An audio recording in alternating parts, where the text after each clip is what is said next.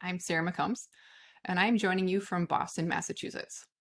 I want to talk to you today about cows. Yep, cows, and the art of software engineering. So, before I get started, a little bit about myself and potentially why I'm talking about cows.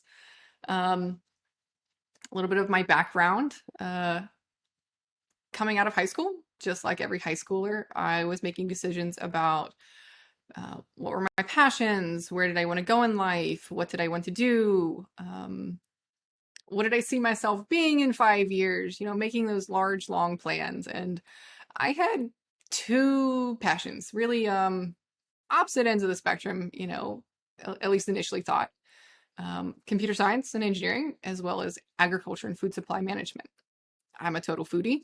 I am interested in food technology, production systems, a wide variety of things. And I decided that was something that I was interested in and wanted to pursue potentially. So I initially opted to pursue computer science and encountered some resistance stemming from that all too common biases that we find in this industry. And that pushed me into agriculture as my focus. Wasn't too upset. I really, really, really enjoy agriculture. Total foodie, as I mentioned. But it was definitely a change. It wasn't my first choice. I ended up getting a bachelor's of science in agriculture from West Virginia University and began working as a production manager at a top tier poultry production facility. Vertical integration in the poultry industry is something that I'm fascinated by, something I studied heavily and still to this day is interesting to me. That opportunity as a production manager really provided my first real world exposure to the importance of like process management, good leadership, creating effective work environments, as well as very efficient systems. Let's see, worked there for a while. Soon after, I decided, let's continue my education some more. There's more things I'm interested in. Let's see how diverse I can get this.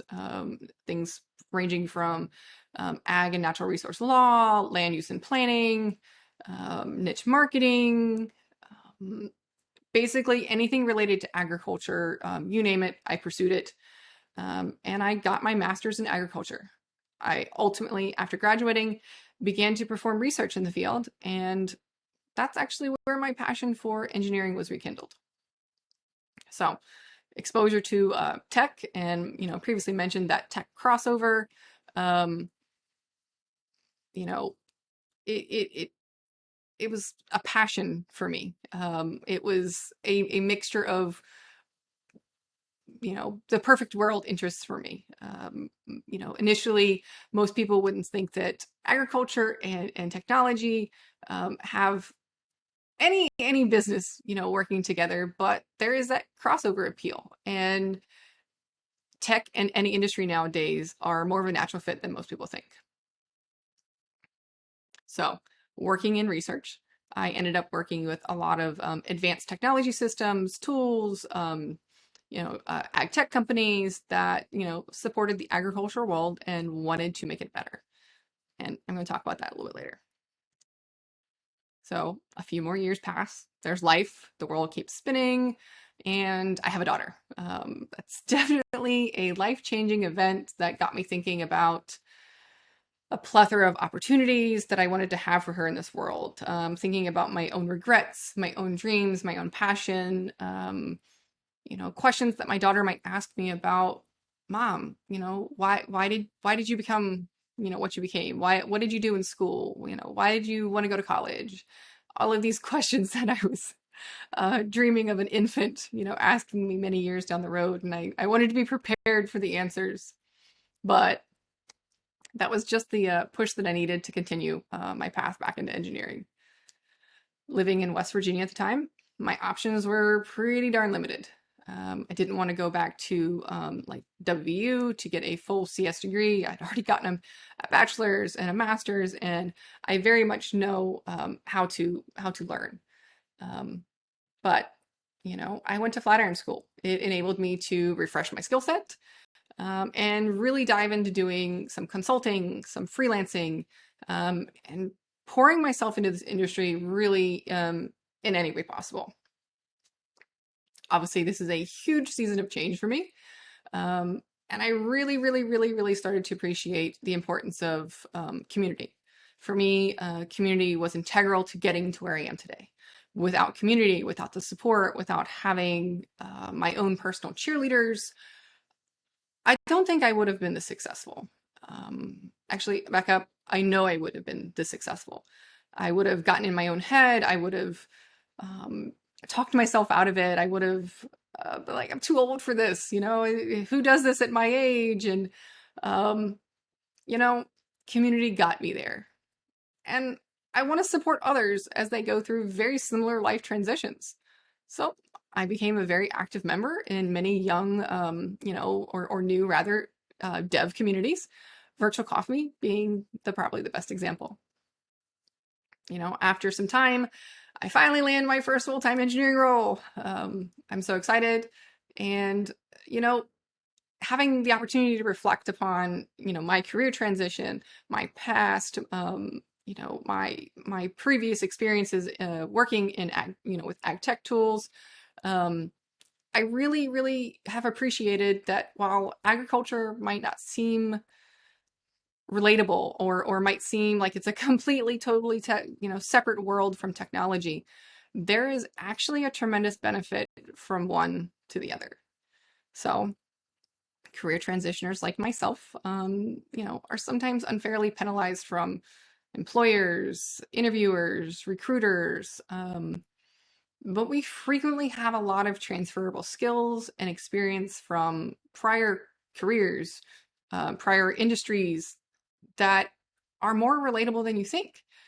And these need to be appreciated and celebrated for what they are. So I'm going to take a moment, just a few moments, to share with you some unusual but translatable skills from my life. So tractor driving, probably not the very first thing you thought I might talk about. But it's a really, really, really, I think, important one. This is a very basic tractor.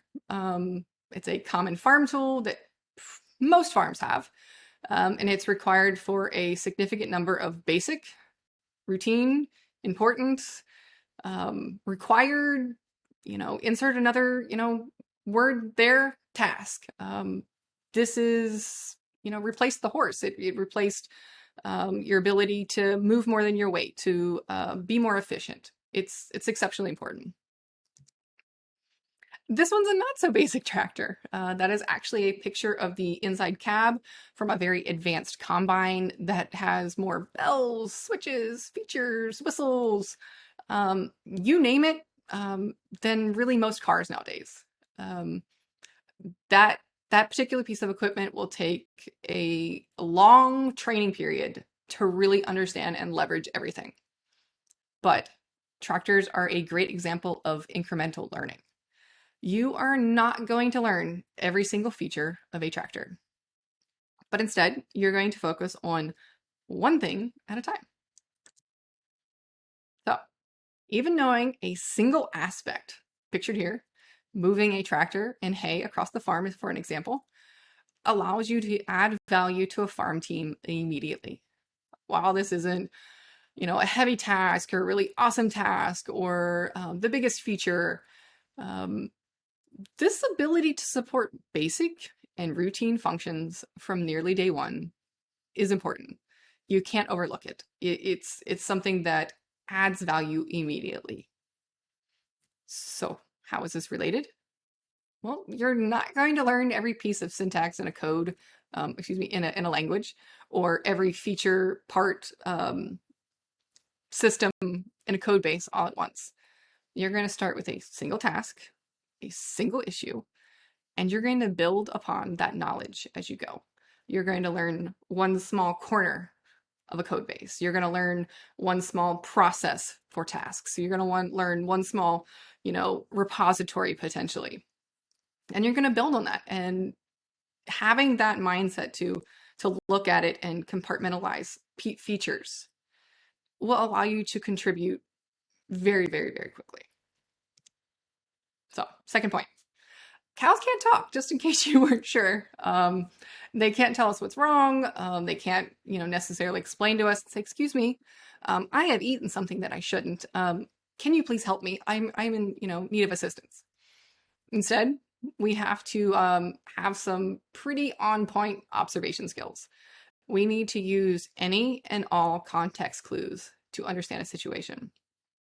So the cow right here, it's eating, but you might be thinking in your head as you watch this cow, are they limping? They're eating unusually? Do they have a runny nose? Are they coughing? Does their face appear swollen? All observations to understand the health of the animal. So, along with observation skills, you're going to need to be creative with some on-the-fly troubleshooting and solutions. Talking about observation skills, in this picture of not a cow, the gate is broken. It's a problem. A gate is open, the animals are going to get out. What do you do when you come upon it? You must fix it right now. There is a very hard and fast rule on almost every farm that if a gate is open, you close it.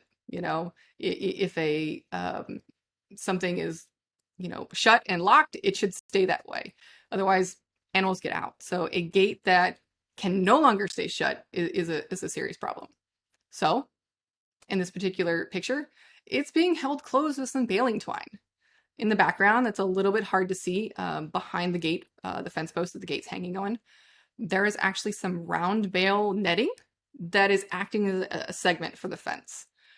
These solutions are made up entirely of things that were most likely in their pocket, in the cab of the tractor, in the back of a pickup truck, in a garbage bag that they were carrying around, or even just laying on the ground right there.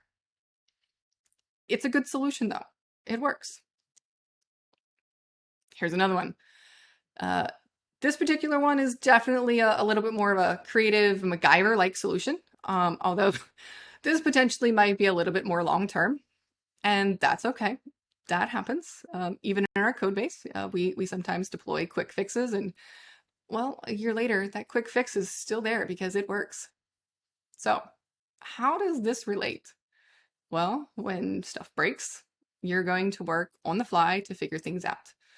Often you'll be deploying a quick fix and not the perfect production solution. That's okay. That's okay. The solution will work in the crisis. It will solve the need that you have. It will make things work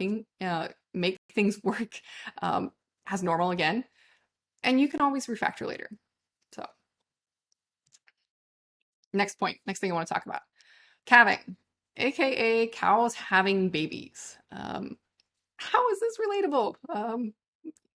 How does this prepare you for software engineering?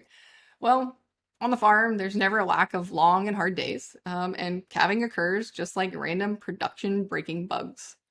Cows don't exactly have babies on a schedule. We are aware of, obviously, things that happen that can contribute to them having a baby, but we don't always know when the baby will be born.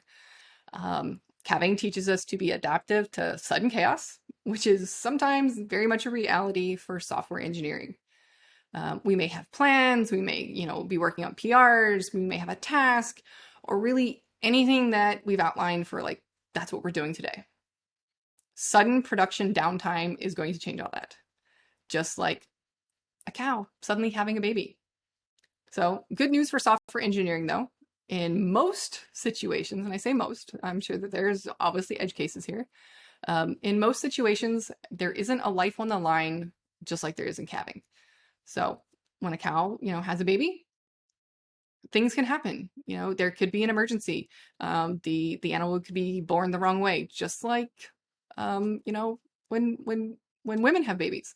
It's an emergent situation. You must stop. You must take care of it. You must focus all your attention on this one task until things are safe again and everything's fine.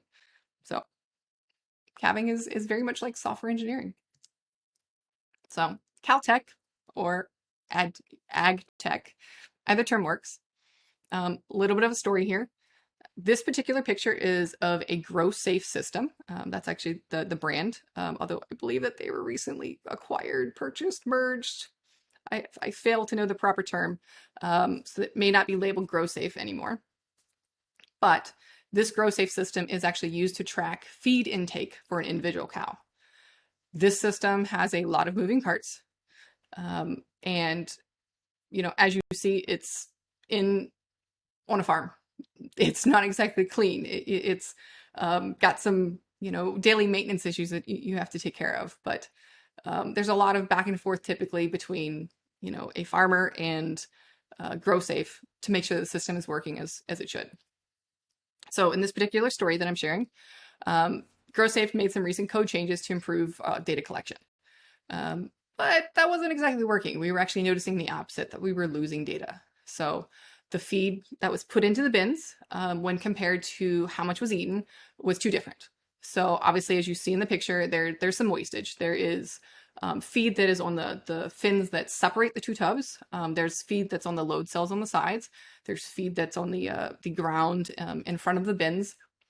That's calculated. There's an approximate, waste number, statistically speaking, and we expect a certain difference, of this much, But this particular situation, it was a lot.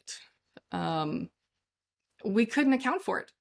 So after a lot of observation, taking a lot of detailed notes, using stopwatches, and discussing the things that they've changed with the engineering team, we learned a couple of things. First and foremost, software engineers are not cows. They don't know how cows eat. They're not farmers. They're not their customer. They just know how to build a really shiny, awesome, cool thing. So turned out the load cells underneath these feed bins were not weighing often enough. I believe it was something like 5 seconds. That seems reasonable. That seems like a logical number to start with.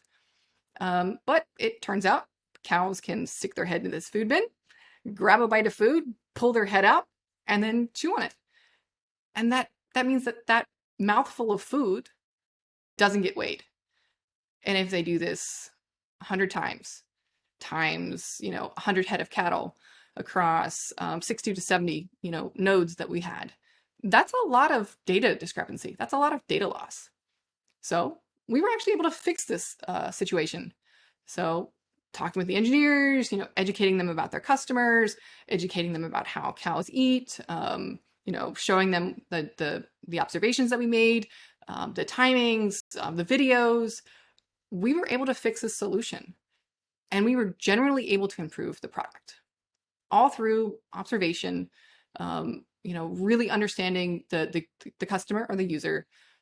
And all of these things are directly relatable to software engineering. Next one. So this is going to be my final point for obviously why cows are awesome and why cows prepare you for software engineering. But this one's definitely a more obvious transferable skill. In the research that I did with the GrowSafe system that you previously saw, the overarching goal for the research was to identify the relationship between animal selection for feed efficiency, which is what we were really truly calculating, and that contribution to environmental footprint for livestock production. So it's a very, very lofty goal that takes a lot of data over quite a few years. Obviously, it's just not a year-long project. I believe this particular project's been going on for about 20 years now. Could be longer. They're still doing it actually. But research in any vertical develops a process-oriented mindset. You need the ability to capture data, to analyze data, and then look at this data and say, what are the live and historical data points telling me, and observe trends from them. Software engineering is very much the same. So logging is the capture of data that can tell you a story. How well is my product working? What is happening, scheduled task wise? What is happening behind the scenes? When things fail, how did it fail? What failed? When did it fail? How many times did it fail? It can also tell you that you're not logging enough information because, well, something's obviously not working, but you're looking at the logs and you can't really interpret much of anything. So Having a process-oriented approach, as well as the ability to infer trends from data, sets up even the most early career engineer for success from day one. Some final takeaways here. The overarching theme to all of this is that code is only a part of what we do. Code is a tool, but it's the creative thinking and problem-solving skills that we use to build products that is extremely essential, if not more essential than the raw knowledge of what code to actually write. That's probably a little bit of a hot take, but the code part of the process can be adapted and learned. Languages and frameworks change. New features are added or removed. New languages are created. Think about the world before React. Think about the world before Kubernetes. Think about the world before Docker. Think about old processes compared to new processes. This industry is constantly in flux. But the skills to wisely build things and manage the chaos of this industry is always transferable. So, having a non-conventional background will shape and hone non-code specific skills that contribute to success as a software engineer, cows included.